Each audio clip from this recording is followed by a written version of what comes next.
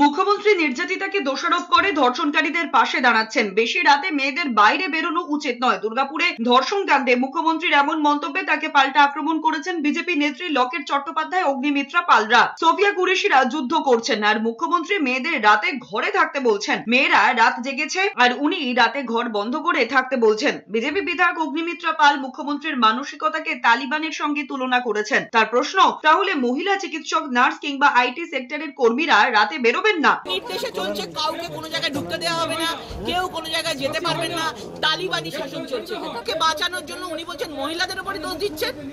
আজকে উনি না বলেন আমার কলকাতা, আমার বেঙ্গল সবার থেকে সুরক্ষিত। কসবা, দুর্গাপুর, আরজিকরের পর হয়েছে, কারণ লক্ষ লক্ষ মানুষ রাত জেগেছে। আপনারা ভাবুন, মেয়েরা রাত জেগেছে আর উনি বলছেন মেয়েরা রাস্তায় বেরোবেন না, ভেতরে থাকবেন।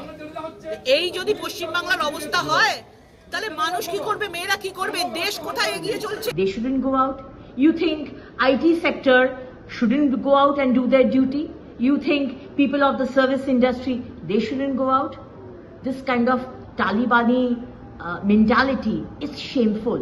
লকেট চট্টোপাধ্যায় অগ্নিমিত্রাদের কথায় মুখ্যমন্ত্রী নির্যাতিতাকে দোষারোপ করে ধর্ষণকারীদের পাশে দাঁড়াচ্ছেন। সোশ্যাল মিডিয়ায় পোস্ট করে মুখ্যমন্ত্রীর মন্তব্যের প্রতিবাদ জানিয়েছেন বিজেপির আইটি সেলের প্রধান অমিত মালব্য।